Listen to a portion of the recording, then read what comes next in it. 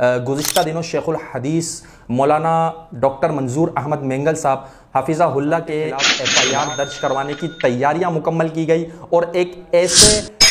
हराम के महीने के अंदर ये गुस्ताखी इनके बुजुर्गों की जो काबिलियत है उस लाकर अवाम के सामने पेश किए। तो आज इन्हें तौहीन की डेफिनेशन भी नहीं मांगनी पड़ी, इन्हें जो है वो गुस्ताखी की डेफिनेशन किस दर्जे की है। आला मेंगल साहब के खिलाफ क्या पिद्दी और क्या पिद्दी का शोरबा से सहाबा के हवाले से कराची शहर के अंदर सरगर्म थे। आदिल खान साहब शहीद को कत्ल किया गया। इसी तरीके से मौलाना यूसुफ लुधियानवी, मुफ्ती निजामुद्दीन शामज़ई, मौलाना असलम शेखुपुरी, मुफ्ती अब्दुल मजीद के इनक़िलाब के बाद पाकिस्तान के अंदर जो दहशतगर्दी की लहर हर कुछ अरसे के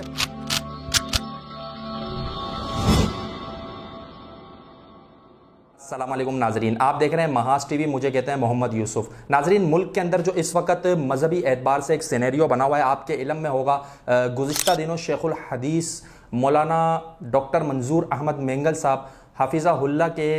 खिलाफ एक FIR दर्ज की गई कराची के इलाके क्लिफ्टन थाने के अंदर। आपको बताता चलूं कि इस FIR को लेकर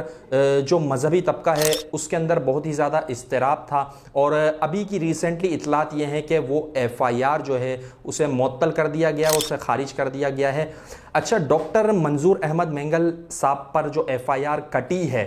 उस FIR के तनाजुर में बहुत सारी ऐसी बातें थीं जो मैंने अपने नौजवानों से करनी थी और इस FIR को लेकर इसका जो पस मंज़र है उसके ऊपर कुछ तफसील के साथ मैं रोशनी डालना चाहता हूँ ताकि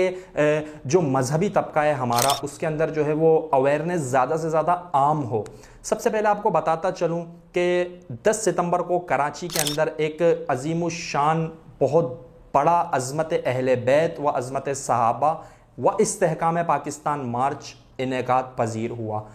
इस मार्च के अंदर जय्यद उलमाए किराम मुख्तलिफ मकातिब फ़िक्र के थे, उन्होंने शिरकत की, जिसके अंदर देवबंदी मसलक के उलमा भी थे, बरेलवी मसलक के उलमा भी थे और अहले हदीस मकातिब फ़िक्र के उलमाए किराम भी इस मार्च के अंदर शरीक थे। इस मार्च के अंदर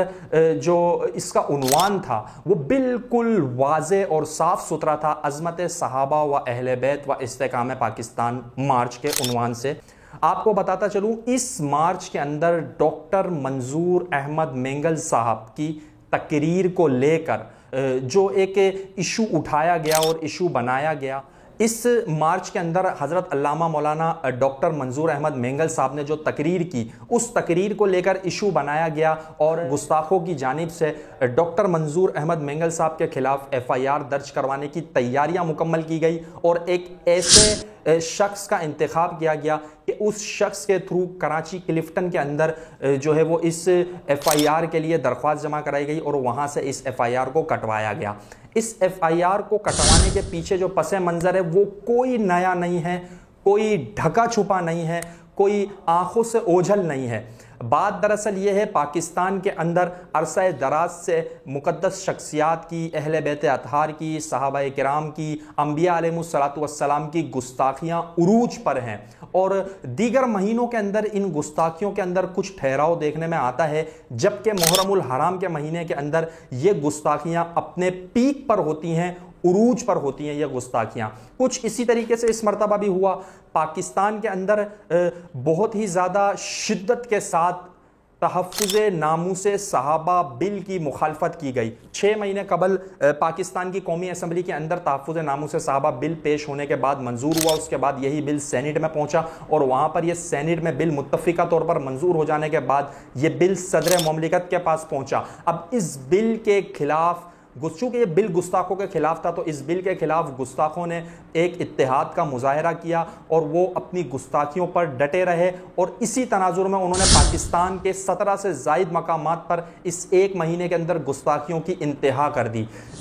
दूसरी जानिब अक्सरियती मुसलमानों की जानिब से इत्तेहाद का मुजाहरा किया गया। देवबंदी बरेलवी अहले हदीस मकातिब फ़िक्र को एक पिच पे जमा करके कराची में एक अज़ीमुश्शान मार्च का इनेकाद किया गया। मौलाना डॉक्टर मंजूर अहमद मेंगल साहब की तकरीर के ऊपर ये बात फिट की गई है कि इन्होंने जो है वो हमारे बुज़ुर्गों की तौहीन की है, हमारी अज़ान की तौहीन की है और हमारे बुज़ुर्गों के ख़िलाफ़ नाज़ेबा अल्फाज इस्तेमाल किए हैं। जब गुस्ताख गुस्ताखी से बाज नहीं आएगा और गुस्ताखों के खिलाफ मौसर कानून साजी नहीं होगी और गुस्ताखों के खिलाफ काम करने वाले जो लोग हैं, मुल्क में अक्सरियती मुसलमान हैं, ان کے جذبات کو ٹھیس پہنچائی جائے گی۔ ایسی صورتحال کے اندر ہم نے دیکھا علماء حق ہر دور کے اندر منظر عام پہ آئے ہیں اور پھر انہوں نے گستاخوں کے عقائد بیان کرنا شروع کیے، ان کے بزرگوں کی جو قابلیت ہے اس پر جو ہے وہ گفتگو کرنا شروع کی، اور ان کی کتابوں کے اندر جو کفر، جو گستاخیاں، جو تبرہ بازی موجود ہے اس کو جب کھول کر عوام کے سامنے رکھنا شروع کیا تو پھر یہاں سے جو ہے وہ تکلیف ہونا شروع ہو گئی اس مذہب کے پیروکاروں کو کہ ہمارے مراجوں کو گالیاں دی گئی، ہمارے بزرگوں کی توہین کی گئی۔ اچھا، کل تک اس میں ایک پوائنٹ بہت زیادہ اہمیت والا ہے، کل تک یہی لوگ جب توہین صحابہ، توہین اہل بیت کے خلاف بل اسمبلی میں پیش ہو کر منظور ہو چکا، کل تک یہی لوگ توہین صحابہ کی، گستاخی کی، توہین کی ڈیفینیشنز مانگ رہے تھے۔ اسلام آباد میں کانفرنس کر لینے کے بعد وہاں پر یہ کانفرنس میں مطالبہ کیا گیا کہ گستاخی ہوتی کیا ہے، ہمیں تو گستاخی کی ڈیفینیشن بتائی جائے، گستاخی کہتے کس کو ہیں۔ تو اسی ڈیفینیشن کو مانگنے والے لوگ آج جب ان کے مراجوں اور ان کے جو ہے وہ بزرگوں کی وہ حقائق جو حقائق پر مبنی ہے، کوئی اپنی طرف سے من گھڑت بات مولانا منظور احمد مینگل صاحب نے نہیں کی، وہی حقائق لا کر عوام کے سامنے پیش کیے، تو آج انہیں توہین کی ڈیفینیشن بھی نہیں مانگنی پڑی، انہیں جو ہے وہ گستاخی کی ڈیفینیشن کس درجے کی ہے، اعلیٰ درجے کی ہے، کم درجے کی ہے، درمیانی ہے، متوسط ہے، انہیں کچھ بھی نہیں مانگنا پڑا، بلکہ انہیں غیرت آئی، انہیں اپنے جو ہے وہ لیڈروں پر، خمینی پر غیرت آئی، اور یہ فوراً سے جو ہے وہ منظور احمد مینگل صاحب کے خلاف ایف آئی آر درج کرانے کے لیے وہاں پہنچ گئے۔ تو یہاں سے ایک بات ان لوگوں نے خود ہی کھول کر واضح کر دی ہمارے سامنے کہ گستاخی جو ہے اس کی ڈیفینیشن کیا تھی، توہین کسے کہتے ہیں، اور جس بد کلامی پر، جس تبرے پر غصہ آ جائے وہی گستاخی ہے، وہی توہین ہے، جو ہمیں یہاں پر منظرنامہ جو ہے وہ دیکھنے میں آ گیا۔ اس کے ساتھ ساتھ اب ایف آئی آر درج کرانے والا شخص ہے، اس شخص کو آپ دیکھ رہے ہوں گے، میں اسکرین پر بھی اس کی ویڈیو بھی چلا رہا ہوں اور اس کا جو چہرہ ہے وہ بھی دکھا رہا ہوں۔ میں نے بھی صبح لیا تھا اور پورا دن خراب گیا ہے، آپ بھی دیکھ لیجئے۔ دکھانا صرف اس لیے مقصود ہے کہ یہ وہ شخص ہے، اس کے چہرے کو آپ ملاحظہ کر لیجئے، ایک پاؤڈر، افیم اور چرس پینے والا جو بندہ ہے، جو کراچی کے اندر آپ کو جہانگیر پارک وہاں پر گھومتے ہوئے جو لوگ نظر آئیں گے، اس شخص کے ذریعے شیخ الحدیث مولانا منظور احمد مینگل صاحب کے خلاف ایف آئی آر کٹوائی گئی۔ کوئی سمجھ بوجھ رکھنے والا بندہ سامنے آتا، اس کی مدعیت میں یہ پرچہ کٹواتے، بات سمجھ میں بھی آتی۔ مولانا منظور احمد مینگل صاحب کے جو پیشاب ہے اس کے قطرے کے برابر بھی یہ شخص نہیں ہے، اور یہ ایف آئی آر کٹوانے چلا ہے ڈاکٹر منظور احمد مینگل صاحب کے خلاف۔ کیا پدی اور کیا پدی کا شوربہ۔ اب ہم اپنی گفتگو کو آگے بڑھاتے ہیں۔ یہاں پر گستاخ طبقے نے انہوں نے ماحول کو، اس سینیریو کو تبدیل کرنے کی کوشش کی ہے۔ گستاخ صحابہ کے خلاف، جب بھی گستاخ اہل بیت کے خلاف مسلمانوں کی جانب سے ملک میں آوازیں اٹھی ہیں، اس آواز کی وجہ سے گستاخوں کو تکلیف ہوئی تھی اور اس بل کی مخالفت میں یہ لوگ منظر عام پہ آئے تھے۔ اب جب اس بل کو قانون بنوانے کے لیے مطالبات زور پکڑ رہے ہیں اور اس میں شدت آ رہی ہے، تو پھر وہ گستاخ طبقہ اب سینیریو کو تبدیل کرنا چاہ رہا ہے اور وہ یہ واویلا کر کے میدان میں آ رہا ہے کہ ہمارے مذہب کی توہین کر دی، ہمارے مراجوں کی توہین کر دی، ہمارے بزرگوں کو گالیاں دے دی اور یہ کر دیا اور وہ کر دیا۔ لہٰذا اہل سنت مسلمانوں کو کسی انتشار میں پڑھنے سے پہلے یہ بات ضرور